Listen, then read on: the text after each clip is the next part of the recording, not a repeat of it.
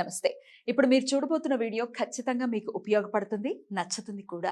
మరి మీకు నచ్చిన విషయం నాకు తెలియాలి అంటే ఈ వీడియోని మీరు లైక్ చేయాలి, షేర్ చేయాలి, అలాగే మన ఛానల్ని సబ్స్క్రైబ్ చేయాలి. మీ సపోర్ట్ని నాకు అందిస్తారు కదా.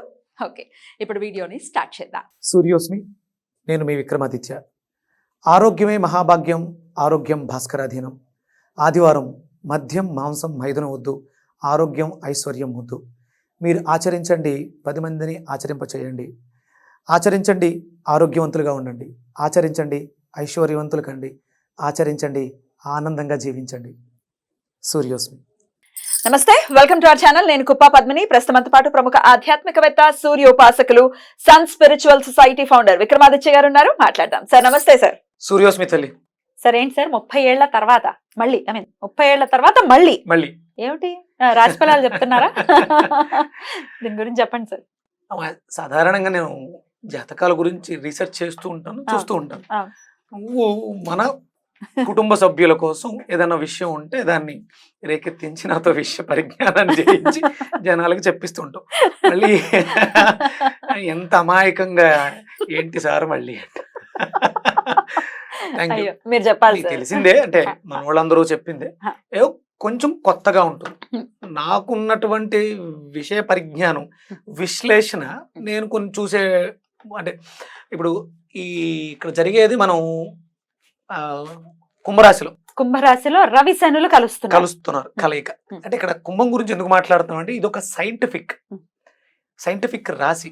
ఇప్పుడు జరిగే యుగం కూడా కుంభయుగం నడుస్తుంది. అంటే రాహు యొక్క ఆధిపత్యం నడుస్తుంది. ఇక్కడ ఒక ఈవెంట్ జరగడానికి కారణం అవుతుంది. దాని గురించి మనం మాట్లాడాలి కాబట్టి నేనైతే నా విశ్లేషణ కొంచెం సైంటిఫిక్ గా ఉంటుంది కాబట్టి డెఫినెట్లీ అందున సూర్యుడు గురించి అడిగినప్పుడు మరి మిమ్మల్ని ప్రత్యేకించి నేను అడుగుతూ ఉంటాను కదా. మీరు సూర్యోపాసనలో ఉన్నారు. రవి శనుల కలయిక మీరు బోర్డు మీద రాసినట్టుగానే 30 ఏళ్ల తర్వాత మళ్ళీ అన్నారు కాబట్టి దాని గురించి ఒక్కసారి క్లారిటీ. ఇది అంటే కుంభరాశిలో జరుగుతున్నటువంటి గ్రహ సమ్మేళనం. ఇక్కడ మనకు ప్రస్తుతానికి కనిపించేవి 2 రాశులే, రవి శని కలయిక. వీళ్ళిద్దరూ అంటే తత్వాలు. ఒకళ్ళు మెటీరియల్ వరల్డ్ అయితే ఒకళ్ళు ఆత్మకారకత్వం. ఈ రెండిట్ల కలయిక అంటే మనసుకి శరీరానికి మధ్యలో జరిగేటువంటి ఒక యుద్ధం. ఒకటి కోల్డ్ ప్లానెట్, ఒకటి టూ హాట్, విపరీతమైనటువంటి వేడి. అంటే దీనివల్ల పెద్దగా మనకు వచ్చేటువంటి ఇబ్బందులు పెద్దగా ఏమి కనపడవు, కానీ ఈ కలయిక వల్ల అంత మంచిగా జరుగుతుంది. ఇది ఇక్కడ శతభిష నక్షత్రంలో జరుగుతుంది. శతభిష నక్షత్రం అంటేనే అంటే అశ్వాలు. శతభిష నక్షత్రానికి మనం జంతువు తీసుకుంటే గుర్రం వస్తుంది. అలాగే మేషంలో ఉన్నటువంటి అశ్వని మగ గుర్రం, ఇక్కడ శతభిషంలో ఉన్న గుర్రం ఆడగుర్రం. అంటే అశ్విని దేవతలు కాబట్టి కలయిక జరుగుతుంది కదా. రవికి అశ్విని కుమారులు ఏమవుతారు? పిల్లలు, ఆయన పిల్లలు. శనికి ఏమవుతారు? సోదరులు. అంటే ఇక్కడ ఒక అద్భుతమైనటువంటి హీలింగ్ ప్రాపర్టీ ఏదో జనరేట్ అవుతుంది. ఎందుకు అంటే శతభిష నక్షత్రం మీదే ఈ కలయిక జరుగుతుంది. అంటే ఇదంతా ఒక ఎత్తు. ఇప్పుడు ప్రస్తుతం ఈ రెండే కనిపిస్తున్నాయి, కానీ మనకి బుధుడు కూడా యాడ్ అవుతాడు. బుధుడు కూడా ముగ్గురు కలిసి చాలా రేరుగా ఒకే డిగ్రీలో 15 డిగ్రీల దగ్గరగా ఒకేసారి దగ్గరకు రావడం వల్ల ఈ ట్రాన్సిట్ జరుగుతుంది. దీని ప్రభావం మన మీద ఉండబోతుంది. అంటే గ్రహాలు వాటి తాలూకు ఇన్ఫ్లుయెన్స్, గ్రావిటీ. అంటే ఇక్కడ మనం 12 రాసులు తీసుకున్నాం, నక్షత్రాలు తీసుకున్నాం. ఈ నక్షత్రాల ప్రభావం మన శరీరంలో, అంటే వెజిటేబుల్ థెరపీతో మనం ఉన్నాం కాబట్టి బుధుడు దేనికి కారకుడు? బుద్ధి కారకుడు. మనకి కన్యా రాశి, మిథున రాశి. మిథునం మనం గోరుచిక్కులు చెప్తాం, ఇక్కడ నరాలకు సంబంధించిన వ్యవస్థ. ఇక్కడ కన్యా రాశి లివర్కి సంబంధించినటువంటి సమస్యలు. అలాగే పంచమం అంటే ఇక్కడ జరిగే యుద్ధం ఎవరికి? రవికి శనికి. అంటే పూర్తిగా తూర్పు పడమర పరిస్థితులు, ఎదురెదురుగా ఉండేటువంటి ఇబ్బందికరమైనటువంటి పరిస్థితులు. అంటే శాస్త్రం ఎందుకు బద్ధ శత్రువులుగా మనం పదాన్ని వాడుతున్నా దాని ప్రభావం ఎంతో కొంత ఉంటుంది. ఇప్పుడు చూడండి, మనకి రాములు వారు జన్మ తీసుకున్నప్పుడు ఆ 30 రోజులు ఆయన చూడడానికి వచ్చేస్తే రాత్రి పగలు ఏకమైపోయింది. అంటే ఇలాంటి పరిస్థితులు ఏవో జరగబోతాయి. ఇది 30 ఏళ్ల క్రితం జరిగింది. అంటే ప్రతి 30 ఏళ్లకు ఒకసారి మాత్రమే జరుగుతూ ఉంటుంది. అలా ఎలా? ఒక్కసారి దాని గురించి ఇంకొంచెం వివరంగా. 30 ఏళ్లకు ఒక్కసారి మాత్రమే రవి శనులు కలుస్తారనా ఎలాగా? ఇప్పుడు శనేశ్వర్ల వారు ప్రతి దాంట్లోనూ నడక 2.5 ఏళ్ళు ఉంటుంది. ఒకసారి తిరిగి రావడానికి ఎంత పడుతుంది? 30 ఏళ్ళు పడుతుంది. అలాగే ఈయన ప్రతి నెలలోనూ మారుతూనే ఉంటారు. కానీ కుంభరాశిలో ఈయనకు మళ్ళీ కలవడానికి 30 ఇయర్స్ పడుతుంది. అంటే ఒక 30 ఏళ్ల క్రితం జరిగింది, ఇప్పుడు మళ్ళీ జరుగుతుంది.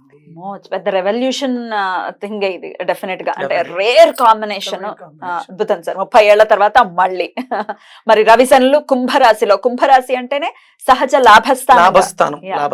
ఇప్పుడు సైంటిఫిక్ గా అంటే ఇప్పుడు అంతా నడిచేదంతా కంప్యూటర్ యుగం, సైన్స్ మీద నడుస్తుంది. కాబట్టి ఈ రెవల్యూషన్ అంటే సాఫ్ట్వేర్ కంపెనీల మీద కావచ్చు, ఇప్పుడు ఐటీ రంగాలు కావచ్చు, లాభాల మీద కావచ్చు, అంటే మనం చేసే వ్యాపారాల్లో వచ్చే లాభాల మీద కావచ్చు. అలాగే ఇక్కడ జరుగుతున్నటువంటి గ్రహాలు శని, రవి, అలాగే రాబోతున్నటువంటి బుధుడు.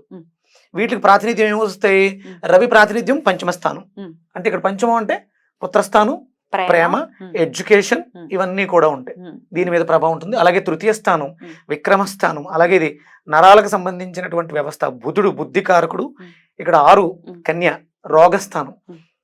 అంటే ఇవన్నీ కూడా ఎఫెక్ట్ అయ్యి, అంటే ఇక్కడ యుద్ధం జరుగుతుంది కాబట్టి కుంభరాశికి అధిపతి శని ఉన్నారు కాబట్టి శనికే ఆధిపత్యం. 10th, 11th, 3rd, 5th, 6th ఈ రాసుల మీద దాని ప్రభావం మంచు చెడులలో ఒకంత తేడాగా ఉండే అవకాశం ఉంది. అంటే ఇక్కడ సింహరాశి సింహలగ్నం, మిథున రాశి మిథున లగ్నం, కన్యారాశి కన్యా లగ్నం, మకర రాశి మకర లగ్నం, కుంభరాశి కుంభలగ్నం. ఈ లగ్న జాతకులు కానీ రాశి జాతకులకు కానీ దీని ప్రభావం మన మీద ఉంటుంది. వాటి గురించి ఇంకో వివరంగా మనం ద్వాదశ రాశులకి కూడా చెప్పుకుందాం సార్. ఎందుకంటే డెఫినెట్ గా ఎక్స్ట్రా లుక్స్ ఉంటాయి ఈ గ్రహాలకి. ఎలా ఉంటుంది ఈ కంజంక్షన్ అనేది ద్వాదశ రాశులకి చెప్పండి. వీటి గురించి ఇంకా ప్రత్యేకంగా ఎలాగో మన ఆర్డర్ లో చెప్పారు. ఇక్కడ మనం హీలింగ్ అన్నాం. అంటే ఇక్కడ శతభిష నక్షత్రం మీద జరుగుతుంది కాబట్టి అక్కడ ఉన్నటువంటి ఆధిపత్యం అశ్వనీది కాబట్టి హీలింగ్ 100 మారుతుంటారు. అలాగే చంద్రుడు కూడా ఏ రోజుకి ఆ రోజు మారుతారు. కానీ ఇక్కడ ఆ కలయిక బుధుడు ఉండడు. అలాగే శని కూడా ఇప్పుడు ఉన్నటువంటి నక్షత్రం మీద ఉండరుగా, నక్షత్ర పాదాలు మార్చుకుంటూ వెదరికి వెళ్ళిపోతారు. మనకి అంటే ఆ 15 డిగ్రీలు శతభిష నక్షత్రం 15 డిగ్రీల మీద 3 నక్షత్రాలు రావడం అనేది మళ్ళీ జరగదు. 3 గ్రహాలు రావటం అనేది ఆ నక్షత్రం మీద అన్ని దగ్గర డిగ్రీలు, అతి దగ్గరగా వస్తున్నారు.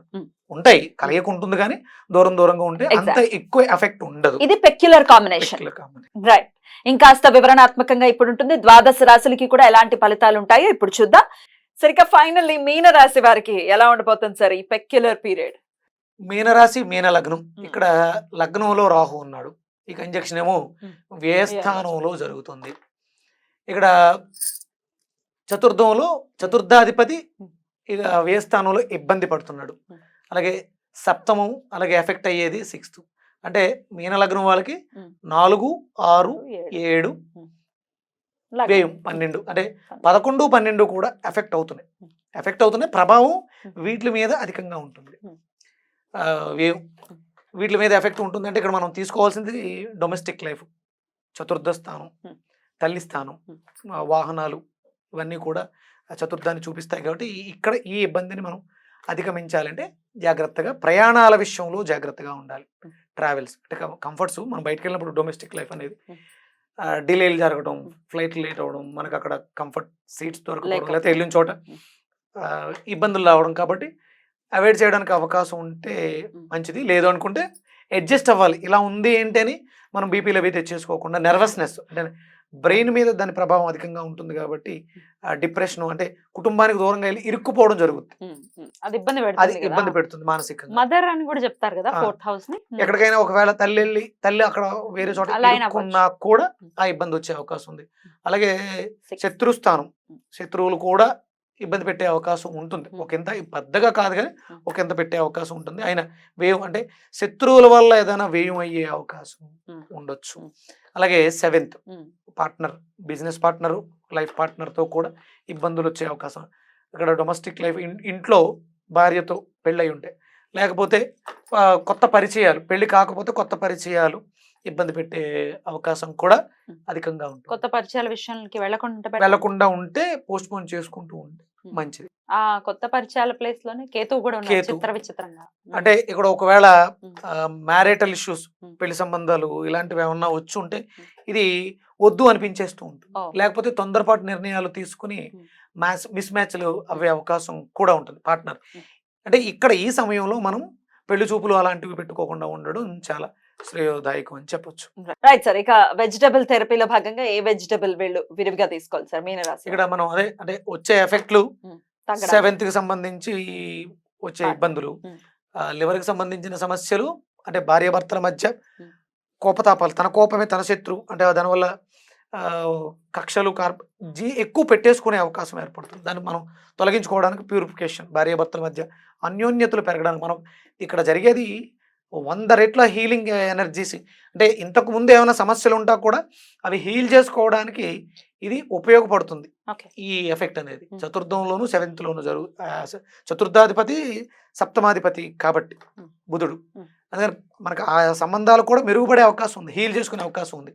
అందుకని కాంబినేషన్ సేమ్, గోరుచిక్కుళ్ళు, దొండకాయలు, నిమ్మకాయ తీసుకోవటం, అలాగే బెండకాయ అలాగా మనం వాడుతూ ఉంటాం, అది తీసుకోవడం శ్రేయోదాయకమైన. Right. ఆరాధన విషయం సార్? ఆరాధన విషయం వస్తే లగ్నాధిపతి గురుడికి సంబంధించినటువంటి ఆరాధన, గురు దేవాలయాల సందర్శనం, అలాగే చతుర్థం మనము అంటే బుధుడు విష్ణుమూర్తి ఆరాధన రెండు స్థానాలకి యోగ్యాన్ని ఇస్తుంది. కాబట్టి ఒక రకంగా చెప్పాలంటే ఇక్కడ లక్ష్మీనారాయణ ఆరాధన 7th and 4th కాబట్టి లక్ష్మీనారాయణ ఆరాధన విశేషమైనటువంటి ఫలితాన్ని ఇస్తుంది. అద్భుతం సార్. సత్యనారాయణ స్వామి దర్శించుకోవడం కానీ, సత్యనారాయణ సంవ్రతం చేసుకోవడం కానీ, అంటే ఇంట్లో ఎప్పుడూ కూడా మనం దైవికంగా ఆరాధనలు చేసుకోవడం ఎంతో శ్రేయోదాయకమైన ఫలితం ఇస్తుంది. అలాగే శత్రువుల్ని మనం తొలగించుకోవటానికి ఆదిత్య హృదయ పారాయణం అనేది రాముల వారు యుద్ధం చేసి తన శత్రువు అయినటువంటి రావణాసురుడి మీద, శత్రువు కాదు ఆయన చేసిన తప్పుకు ఆయన శిక్షించాల్సి వచ్చింది, ఆదిత్య హృదయ పారాయణం చేయడం ద్వారా విజయాన్ని సాధించారు రాముల వారు. కాబట్టి ఆదిత్య హృదయ పారాయణం సర్వదా అన్ని రాశుల వారికి శ్రేయోదాయకం. విష్ణుమూర్తి ఆరాధన మనం అన్ని రాశుల వారికి కూడా చెప్పడం జరిగింది. ప్రధానంగా గురువుకు సంబంధించి లగ్నంలోనే రాహు ఉన్నాడు కాబట్టి మాయ జరిగే అవకాశాలు ఉంటాయి. మాయ నుంచి బయటపడడానికి దుర్గాదేవి ఆరాధన విశేషమైనటువంటి ఫలితాన్ని ఇస్తుంది. బ్యూటిఫుల్ సార్, చాలా చక్కగా వివరించారు. ద్వాదశ రాశులకి కూడా ఎలాంటి అంటే 30 years తర్వాత మళ్ళీ జరగబోతున్నటువంటి కంజంక్షన్ కాబట్టి డెఫినెట్ గా తీసుకోవాల్సినటువంటి జాగ్రత్తలు ఏ విషయాల మీద పర్టికులర్ గా చెప్పి ఉన్నారు, ఏ విషయాల మీద జరుగుతుందని. అంటే అదృష్టం కలిసి వచ్చేస్తుంది, లేకపోతే ఇది జరిగిపోతుంది అది జరిగిపోతుంది కాదు. ఒక్క క్షణంలో జీవితం మారిపోయేటటువంటి పరిస్థితులు ఎప్పుడు అలానే ఉంటాయి. ఒక క్షణం చాలు మారిపోవడానికి, తారుమారైపోవడానికి. అందుకని పర్టికులర్ గా ఏ విషయాల్లో జాగ్రత్త తీసుకోవాలి అనేది చాలా వివరంగా మాకు తెలియజేసినందుకు thank you so very much. ఊరు వెళ్తున్నందుకు నేను మొత్తం చాలా టైం పడుతుందని ముందుగానే ప్లాన్ చేసుకుని అడగడం జరిగింది. మొత్తం అన్ని నాకు తెలియజేశారు. Thank you so very much sir. Suryaswami నమస్తే.